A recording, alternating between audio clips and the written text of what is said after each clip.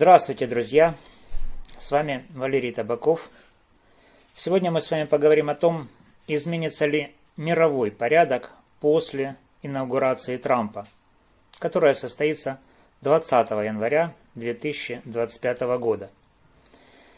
О том, продолжит ли мировое сообщество регулироваться нормами международного права или же порядок изменится на основании сделки Путина с Трампом, которая утвердит верховенство силы над правом.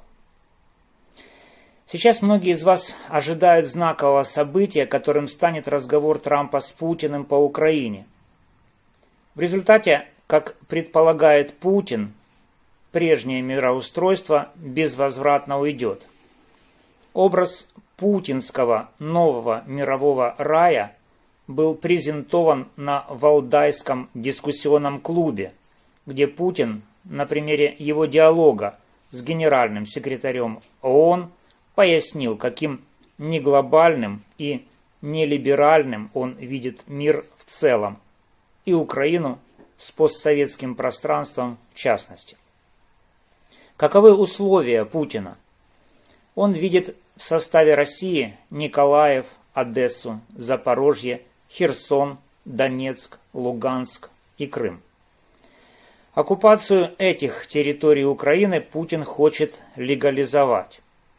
Если бы Путин смог захватить всю Украину, он бы, конечно, ее захватил, но тут в игру вступает Трамп и требует, чтобы Путин прекратил дальнейшие действия по захвату Украины. Что касается США, то служба внешней разведки издала пресс-релиз под названием «США готовятся к выборам в Украине». Это означает, что установка будущей администрации Трампа направлена на смещение Зеленского с поста президента. Какие-то признаки подготовки к президентским выборам в Украине есть, и теоретически Зеленский может быть переизбран в мае 2025 года, но пока никаких оснований для того, чтобы эти выборы были проведены, на сегодня не существует. А Зеленский на сегодня легитимно исполняет обязанности президента Украины. Если все же эти выборы состоятся, то пропутинского кандидата на пост президента Украины не будет. И, естественно, в этой ситуации Путин захочет не просто выборов. Путин хочет, чтобы независимо от того, какая будет власть в Украине, чтобы Украина осталась полностью беззащитна, и поэтому будет выдвигать еще одно условие – полное разоружение Украины. Следующее требование Путина – это остановка оказания военной помощи союзников Украины. Согласится ли Трамп на такие условия? Даже если и согласиться, стоит понимать, что выполнение всех этих условий – это не конечная цель Путина.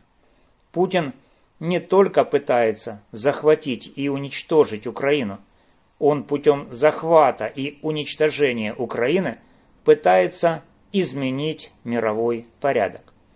И вот на этом, друзья, я и хочу сосредоточить ваше внимание, какова цель вот в этой как бы многоходовой комбинации Путина. Эта цель стала очевидной и была озвучена Путиным в своей речи на Валдайском дискуссионном клубе в Сочи.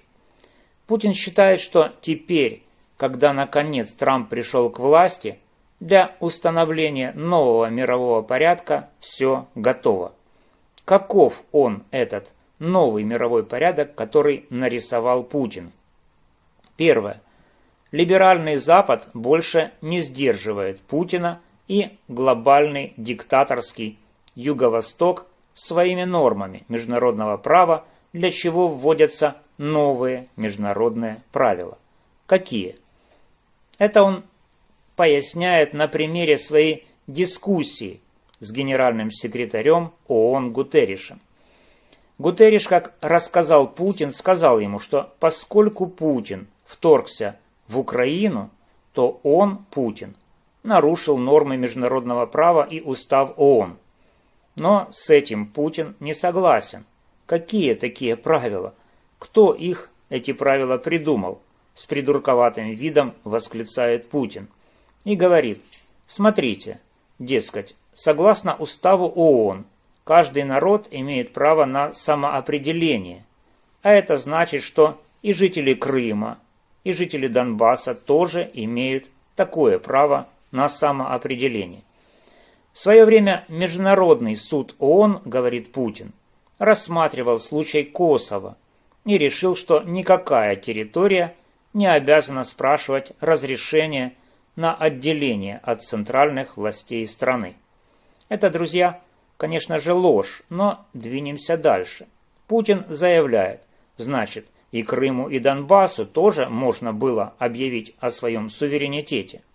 А в таком случае Россия могла заключить с Крымом и Донбассом межгосударственное соглашение. В эти договора были включены положения о взаимопомощи, и вот эти отделившиеся Крым и Донбасс обратились к России за помощью как к союзнику, и Россия была просто обязана помочь своим союзникам, что она и сделала, рассказал Путин. Гутерриш, как говорит Путин, сказал: ну вот, все равно напали. А дальше Путин говорит: так где же в его логике, в этой логической цепочке ошибка? Что сказано не так? Где Россия нарушила международное право и устав ООН? И Путин заявляет: да нигде. Но стоп. Это кто так решил? Международный суд? И вот в этом вообще-то стоит внимательно разобраться. Неужели таки нет ошибки? Или просто Путин ее не видит? Поэтому, друзья, мы с вами ответим на сакральный вопрос Путина. Где в этой логике Путина ошибка? Ошибка, как вы понимаете, есть. И кроется она в самом уязвимом путинском месте. В использованной им аналогии права в вопросе Косово, применяемой им в отношении Украины, Крыма и Донбасса. Что касается вот этой вот аналогии выхода Косово из состава Сербии и применения этой аналогии к выходу Донбасса и Крыма из состава Украины, которые, по мнению Путина, якобы законно вышли из состава Украины. Эта проводимая Путиным аналогия неправомерна. Почему? Я вам, друзья, отвечу на этот путинский вопрос. Что касается выхода Косово из состава Сербии и решения Международного суда ООН по этому вопросу. Суд ООН, как гласит решение, оценивал законность провозглашения Косовым декларации о независимости и искал ответ на вопрос, нарушает ли эта декларация о провозглашении независимости и суверенитета Косово нормы международного права. Суд решил, что сама по себе эта декларация о выходе Косово из состава Сербии нормы международного права не нарушает. Что имел в виду Международный суд? Декларация о суверенитете и независимости Косово была принята в условиях, когда Совет Безопасности ООН еще не принял резолюцию по Косову. В этой резолюции Совета Безопасности ООН по Косову были установлены ограничения, регулирующие ситуацию выхода Косово из состава Сербии. Одним из ограничений был полный вывод всех военных формирований из Косово, как сербских, так и косовских повстанцев. Это действие было обеспечено вводом миротворческого контингента ООН на территорию Косово. Но стоит учесть, что резолюция Совета Безопасности ООН не подтвердила право Косово на выход из состава Сербии, то есть на суверенитет. Право на самоопределение в резолюции Совета Безопасности ООН ограничивалось признанием права на автономию, но не право на отделение. Еще раз напомню, декларация о суверенитете была принята до принятия резолюции Советом Безопасности ООН. А уже после принятия резолюции Советом Безопасности ООН в Косово был введен контингент миротворцев. Нарушила ли декларация о суверенитете Косово нормы международного права? Если бы резолюция Совета Безопасности ООН была принята до декларации о провозглашении независимости и суверенитета Косово, то тогда да, может быть и можно было ставить вопрос о том, что декларация нарушает нормы международного права, и в частности вот эту вот резолюцию Совета Безопасности ООН по Косову. Но поскольку на момент провозглашения независимости и суверенитета Косово никакого решения ООН и Совет Безопасности по Косову не выносил, то в этих условиях декларация о суверенитете не могла нарушить эту на тот момент несуществующую норму. Поэтому суд ООН и решил, что декларация о независимости Косово не нарушила нормы международного права, что конкретно записано в самой резолюции Совета Безопасности ООН. Первое. Это предотвращение возобновления боевых действий в Косово. Второе. Демилитаризация освободительной армии Косово и других вооруженных групп косовских албанцев. Третье. Создание условий безопасности Косово, обеспечение общественной безопасности и порядка, осуществление надзора за разминированием. Четвертое. Поддержка международного гражданского присутствия, выполнение обязанностей по осуществлению пограничного контроля и обеспечение защиты свободы передвижения сил международного гражданского присутствия и персонала других международных организаций. Вот эти требования и были установлены резолюцией Совета Безопасности ООН. Но чем отличается ситуация с Косово в Сербии от ситуации с Крымом и Донбассом в Украине? Во-первых, нужно заметить, что по Косову Россия занимала совершенно зеркальную позицию, то есть Россия считала и до сих пор считает, что декларация о независимости Косово нарушает нормы международного права и подрывает суверенитет Сербии. Это позиция России, и Россия эту позицию до сих пор не изменила. Что касается позиции России по Донбассу и Крыму, односторонний порядок выхода Крыма и Донбасса из состава Украины и принятие актов о выходе из состава Украины был поддержан Россией. И это говорит о том, что Россия в данной ситуации, в случае с Украиной, занимает противоположную позицию по отношению к той, которую она, Россия, занимала в отношении Косово. То есть в отношении Косово Россия считает, что декларация и выход из состава Сербии Косово незаконны и подрывают суверенитет Сербии, а в отношении Донбасса и Крыма Россия считает, что декларации о суверенитете и выход из состава Украины законны. Это противоречивая позиция России, и это говорит о том, что Россия не определилась с законностью или незаконностью таких вот актов. Следующий момент. За декларацией о провозглашении независимости Косово последовала резолюция Совета Безопасности ООН, которая не предусматривает поддержку образования нового суверенного государства Косово, а предусматривает ограниченный суверенитет Косово без выхода Республики Косово или Косовского края из состава Сербии.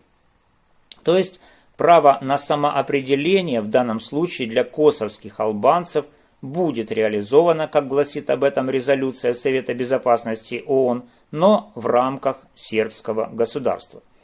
Что же касается Донбасса и Крыма, то в данном случае никаких резолюций о том, что Донбасс и Крым признаются законными суверенными образованиями, ни Совет Безопасности, ни Генеральная Ассамблея ООН не выносила. Напротив, что касается Совета Безопасности, то Россия постоянно ветировала принятия резолюций Совета Безопасности ООН по Донбассу и Крыму. Что касается Генеральной Ассамблеи ООН, то Генеральная Ассамблея приняла резолюцию, в которой потребовала, чтобы Россия полностью вывела свои войска из международно признанной территории Украины. Здесь имеется в виду территория Украины в границах 1991 года. Такая резолюция была принята Генеральной Ассамблеей ООН, которая является нормативным актом, нормой международного права. И еще абсолютно точно Путин нарушил вторую статью Устава ООН, установившую, что страна-член ООН не имеет права силой вторгаться на территорию независимого государства. Об этом и сказал Путину Гутерриш. Несмотря на все это, выход Крыма и Донбасса из состава Украины был поддержан Россией, и последующее вхождение Крыма и Донбасса в состав России также Россией был поддержан. Но следует учесть и косовский прецедент, и существование резолюции Совета Безопасности ООН по Косову, которая предусматривает реализацию права на самоопределение косовских албанцев в составе сербского государства без выхода из состава Сербии и без образования суверенного государства, и то, что наличие такой резолюции Совета Безопасности ООН говорит о том, что именно эту резолюцию можно полагать как образец для аналогии при решении вопроса о законности или незаконности выхода Крыма и Донбасса из состава Украины. И поскольку резолюция Совета Безопасности ООН в отношении Косово не предусматривает законности выхода Косово из состава Сербии, то в данном случае все действия Донбасса и Крыма по выходу из состава Украины в одностороннем порядке также противоречат этому международному нормативному акту, то есть резолюции Совета Безопасности ООН 1244, принятой в 1999 году. То есть вот эту норму, которая была разработана, то есть принята Советом Безопасности ООН уже после принятия декларации о суверенитете Косово, можно и нужно использовать как норму для аналогии в отношении действий России по Донбассу и Крыму. Вот что нужно в данном случае учитывать. И согласно этой резолюции Совета Безопасности ООН, если ее применить как акт, регулирующий ситуацию, аналогичную ситуации с выходом Крыма и Донбасса из состава Украины, то ни Крым и ни Донбасс не имеют права на выход из состава Украины. Что касается отношения Путина к этой ситуации, то совершенно парадоксально то, что Путин всем хочет рассказать о том, что он, дескать, старается придерживаться норм международного права и устава ООН. Но, во-первых, по Украине была принята резолюция Генеральной Ассамблеи ООН с требованием о выводе войск России из территории Украины, которая сама по себе является нормой международного права и которую нарушает Путин. Если бы Путин был вменяемый, то он мог бы осознать то, что его действия, противоречащие этой резолюции, нарушают нормы международного права, а не нести всякую чушь на Валдайском сборище. Что касается ситуации с Косово, то если признать резолюцию Совета Безопасности ООН по Косову в качестве нормы для аналогии в отношении Украины, против чего как бы не возражает Путин, то тогда и вот эту норму аналогии также нарушила Россия. Этого тоже не видит Путин. Российская Федерация не имела никаких оснований для заключения международных договоров с республиками Донбасса и с Крыма. Поэтому России нарушены как минимум две нормы. Первая норма – это постановление Генеральной Ассамблеи ООН по Украине, которое требует вывода всех российских войск с территории Украины. И вторая норма – это сформулированная Советом Безопасности ООН в резолюции 1244 по Косову норма, которая не признает право за косовскими албанцами на образование суверенного государства, но с другой стороны признает право косовских албанцев на самоопределение в составе Республики Сербия. Использование нормы резолюции Совета Безопасности ООН по Косову в качестве аналогии в отношении права Донбасса и Крыма на самоопределение, но без права на отделение, то есть без права создания суверенных государственных образований, позволяют утверждать, что ни Крым и ни Донбасс не имеют права заключать международные договора без согласия Украины, то есть центральной власти. Вот такие две нормы международного права нарушил Путин.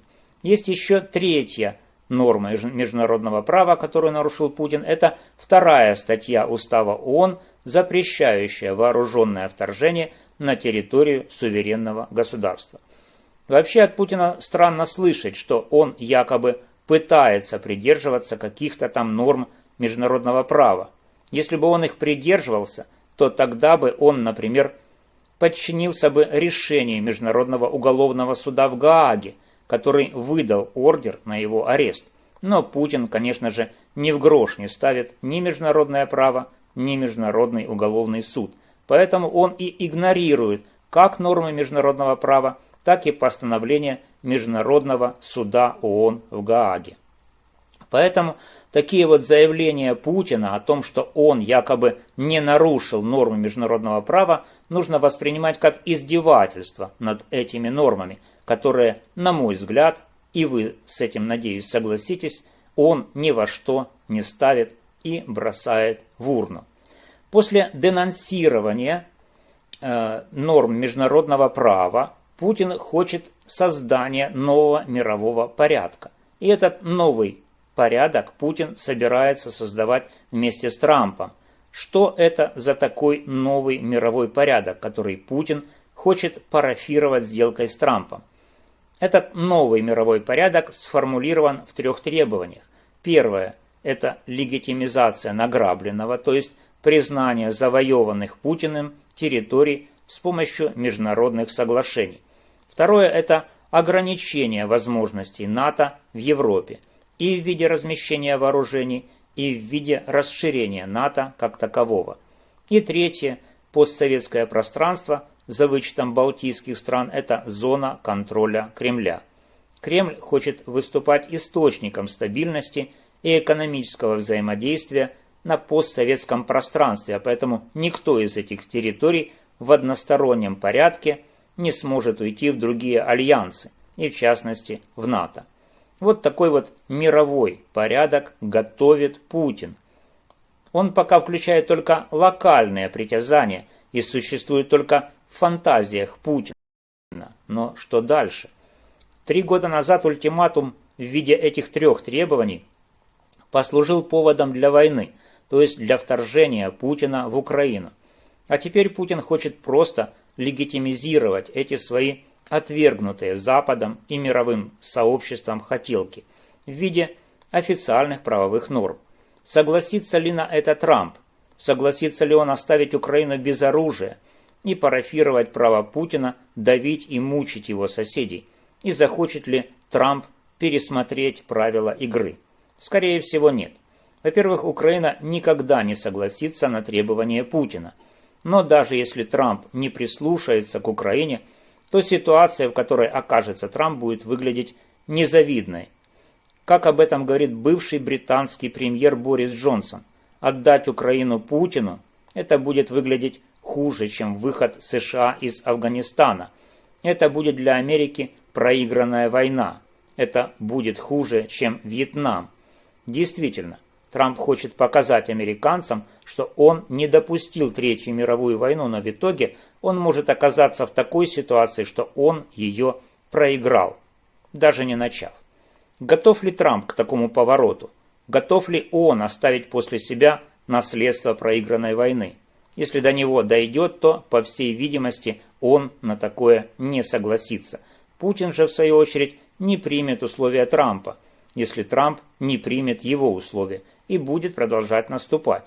Вопрос сейчас в том, что будут делать все игроки после того, как узнают о том, что состоялся неудачный разговор Трампа с Путиным о возможном перемирии. Поэтому Путин и готовится к переговорам, укрепляет свои позиции и бросает все силы на продвижение вперед.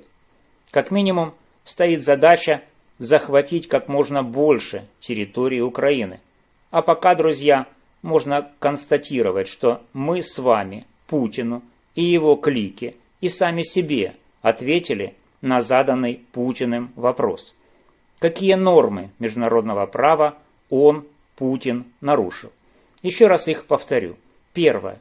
Это резолюция Генеральной Ассамблеи ООН ЕС 11/1 от 2 марта 2022 года с требованием о выводе российских войск с территории Украины. Вторая – это резолюция Совета Безопасности ООН 1244 от 10 июня 1999 года в отношении Косово. И третья норма, которую нарушил Путин, это вторая статья Устава ООН от 26 июня 1945 года. Спасибо, друзья, за внимание. С вами был Валерий Табаков. Подписывайтесь на канал, ставьте лайки, комментируйте, распространяйте это видео. До новых встреч!